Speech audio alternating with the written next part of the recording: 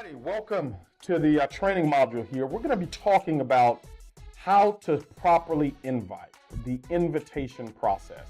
You know, this is the most critical skills to master, especially when you're first launching your business. Many people that get started in our profession, they never master this skill, and because they don't master this skill, they don't get the results. And so what we've decided to do is put out exactly and precisely what we've said to grow teams of tens of thousands of people while we've been in this profession for the last more than a decade. This year will make our 12th year that we've actually been building in this particular profession. And this is the skill, ladies and gentlemen, that has allowed us to earn the types of incomes and become multiple seven-figure earners in this particular profession. And so I want to talk to you about properly inviting. The most important skill to master is inviting. I call it setting the appointment. Let me talk to you about who to invite, because the who you're inviting is as equally as important as what you're saying. As a matter of fact, I want you to write these down, and we call them the 5 pointers as well as the 4 checkers. The 5 pointers are people that are, number 1, married. Number 2, they have children or a child. Number 3, they own a home or lease. Number 4, they are of the age groups between 25 to 45. And number 5, they earn between $30,000 to $80,000 per year. Okay, those are the 5 pointers. This would be considered your target audience of people that you want to talk to about this business, about choosing to become a partner. Now, there's always an exception to the rule, but I'm giving you the rules so you can stack the deck in your favor. So who to invite, the 5 pointers. The other, what we call 4 checkers, are people that are, these are some of the characteristics of the people that you're looking for, that you want on your list, that you want on your team. Number 1, they're self-starters. Number 2, they're coachable, teachable, and trainable. Number 3, they're financially able to get started in the business. And number 4, they're influential. So when I look at a person that's on my list, I always look for, do they meet, or how many of the 5 points in terms of the criteria does this individual meet? Or how many of the four checkers, how many checks of these 4 checkers do they have? Are they a 2 checker, or are they a 1 check? Do they have 3 checks? Are they 4 checkers? I categorize my list so I know what I'm dealing with. And here's the deal. The people on your list will more than likely be like you. And so, 5 pointers. They're married. They have a kid or children. They own a home or lease. Number 4, they're between the age groups of 25 to 45. They earn between $30,000 to $80,000 a year. The 4 checkers, they're self-starters, coachable, teachable, and trainable.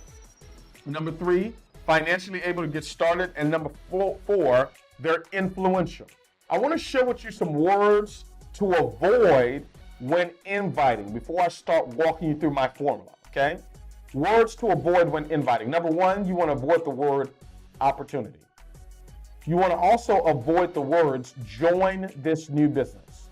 You want to avoid telling them how much it costs to get started, whether it's $35 or $350, whether it's $1,000. You want to avoid that. You want to also avoid the word meeting. People don't want to attend meetings. You want to avoid the word presentation, seminar, upline, speaker, MLM, network marketing, this thing that I'm doing. You want to avoid those words. Why do you want to avoid those words? We have found, ladies and gentlemen, that those words more often than not create a sense of pain for people, meaning they don't want to associate themselves with individuals that use this type of language because they already have preconceived notions typically about network marketing. They have preconceived notions about this business. So what you don't want to do is you don't want to create a wall. You don't want there to be a larger wall than there already is typically when it comes to a person evaluating a business. So you want to stay away from these words. Now, let me give you my formula. My formula for inviting a new person to take a look at the presentation. Remember, the whole business is how many quality people can you get in front of a presentation and to sample a product? That is the name of our business. How many quality people can you get in front of a presentation, or how many quality people can you allow to sample our products? It's products and presentation. That's the name of the game. Now, my formula, it lasts between 1 to 2 minutes, depending on my relationship in terms of my invitation. It's gonna last between 1 to 2 minutes in terms of my phone call. I always invite typically over the phone. I never invite in person. I typically am inviting people over the phone. Okay, I invite within 48 to 72 hours before the event. 48 to 72 hours is ample amount of time for you to give your guest a notice of actually coming. So a lot of times people say, oh, I need a week or I need a month. Ladies and gentlemen, life is too fleeting. People don't remember that far in advance, and it doesn't require that. You can give a person 24-hour notice, and if there's enough value associated to what you're talking about, they will reschedule whatever it is that they had on that calendar to be at that event. It's all within the value you're adding to the presentation. So within 48 to 72 hours before the event, that's when I invite. I don't text my invitation. I don't do email blasts. They're the least effective ways or forms of inviting. So when you find yourself texting or email blasting, those are ineffective. Posting on social media, spamming on your wall, talking about the company, all of those things are very, very ineffective. As a matter of fact, they repel more people than they attract. Now, of course, we've got before and after pictures. Those are a lot more conducive to a person wanting to find out what you're doing. So if you've released some weight, whether it's 5 pounds or 10 pounds, 20 pounds, 30 pounds, whatever it is, if you have those type of results, those are fine for posting because, people eat with their eyes. That's okay. But when it comes to talking about an invitation or putting on an event, spamming on your wall or putting things on other people's wall on their social media pages, or even sending out text blasts or email blasts, people, that is ineffective and they will not show up to your event. Okay, so I don't do that. Now, here's also what you have to remember. Typically, 20% of the people that say yes, they will be at your event actually show up. I want to kind of manage your expectations. So when you get 5 people that say yes, they'll be there, typically 1 out of the 5 actually show up to the event. So you want to overly confirm. You want to overly invite. So if you want 5 people to be at your presentation, you want to have at least 15 people that have said, yes, I will be there. Okay, you want to have a large list of people so that you can get 10, 15, 20 people to say yes. If you do this correctly the first time, you won't have to do it time and time and time again. Now, let me give you my formula. The first thing that I do is I clear their calendar. I clear their calendar. The second thing that I do is I block out the time that I'm looking to invite them. I block out the time. And then the third thing I do is I give them my verbal brochure. And I'm going to walk you through these steps so you're very clear and concise on what I'm talking about. So the first thing that I do is I clear their calendar. The second thing that I do is I block out the time. And then the third thing that I do is I give them my verbal brochure. So here's how the question goes. I may small talk briefly, and then I ask them, are you free for a moment to talk? I may ask them, how was your day? How's the family? Whatever is appropriate when I'm making my first call or making my phone call. Now, if I'm going to be inviting to an in-home meeting or maybe to a hotel meeting or whatever the event is, here's what my formula is. Let's say I'm calling John, my friend John. And I call John. John picks up the phone. Here's my first question after I'll small talk with John. I may ask him, how's he doing? How's family? And my transition question I ask John is this. John, is this an okay time to talk right now? Okay. Is this a good time to talk right now? And John may say, absolutely, it's a good time. So here's what I asked John. John, what's your availability Tuesday evening after work? Let's say I'm inviting him to my home to come to a presentation I'm doing at my home. And let's say the presentation starts at 7 o'clock. So my first question to John is going to be, John, what's your schedule look like Tuesday after work in the evening? I may say Tuesday after work after 6 o'clock. Tuesday after work, 6 o'clock, after 6 o'clock, John, what's your evening look like? And John may say, oh, I'm pretty flexible. Great, John, do me a favor. Block out an hour for me at 7 o'clock. I have a concept I want to run by you. Sure, Jarrod, yeah, I could do that. Great, well, what's this about, he may ask. I'll say, well, I know I hadn't had a chance to tell you this yet, but I'm actually in the process of launching a major project with a couple of very successful friends of mine. And if nothing else, I want you to see what I'm doing, but more importantly, why I'm doing it. And I would love your honest feedback about the concept. Can I count on you? Tuesday at 7 o'clock. Okay? That's my verbal brochure. So remember, I said number one is clear their calendar. So the question I asked to clear their calendar is, what's your schedule like? See, I'm not going to invite you out Tuesday, 7 o'clock to my home if you're not going to be in town. If you're going to already be out of town or out of the country, or, you know, really you already got something on the calendar that you cannot move. I'm not going to ask the guest to come out to an event or to a location if I already know there's not a chance for them to be there. So that's the first thing I do.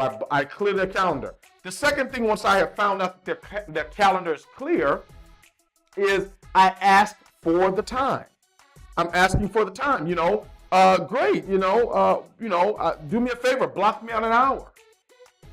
Okay, block me out an hour. Great. Do me a favor. Block me out an hour from 7 to 8 o'clock. I've got a concept I want to run by you.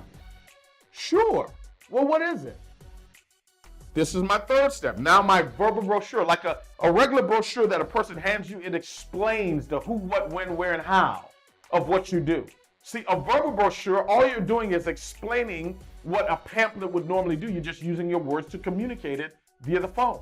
Okay, so my verbal brochure is, I know I hadn't had a chance to tell you this yet, but I'm actually in the process of launching a major project with some very successful friends of mine.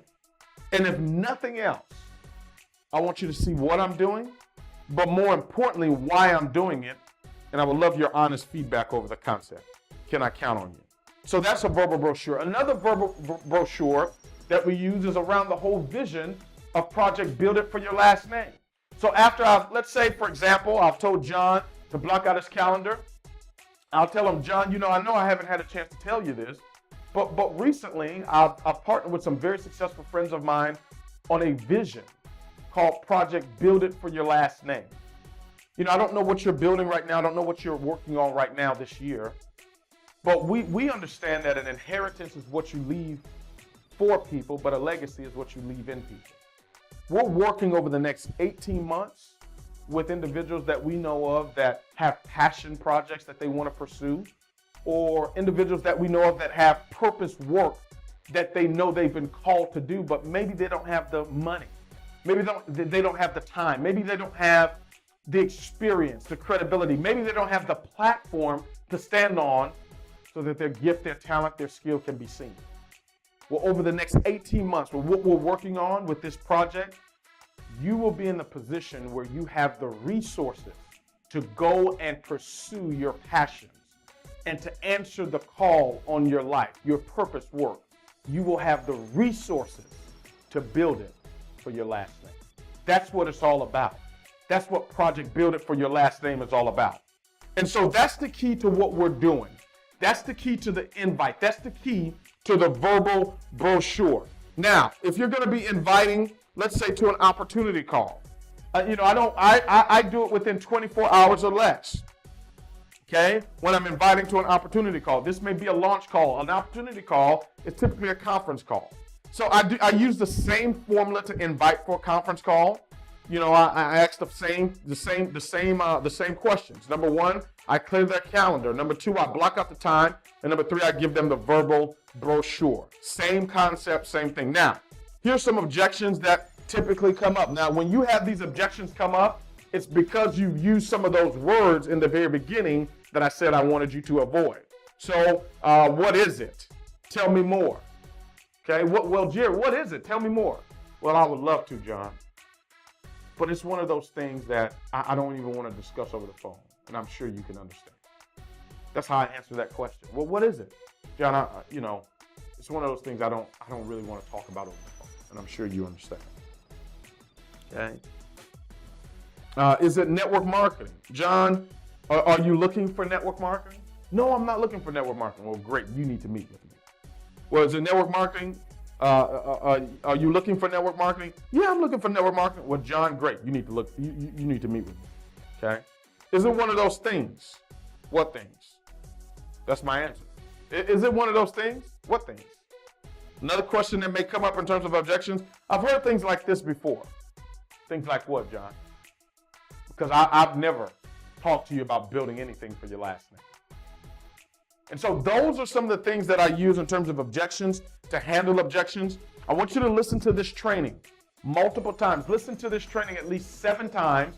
And before you make a phone call to anybody to invite them to a presentation, I want you to get back with your coach, whoever it is that's going to be doing the presentation with you and even for you. I want you to role play with them before you make a phone call. I want you to role play with them the invite, so we make sure the invite sounds good. It sounds believable, so that when you do your presentation, you have people in the room. Not only that, but after you've made your first 5 phone calls, meaning you've talked to at least 5 people using this strategy of inviting, I want you to call your coach back, call your senior business partner back, let them know what the individuals on the other end of the phone said, so we know what adjustments to make, what to infuse, what to remove, whatever it is that we need to do, so that we can make sure that you have success within this business. God bless you. God bless your families. And God most certainly bless your dream. Let's go build it for your last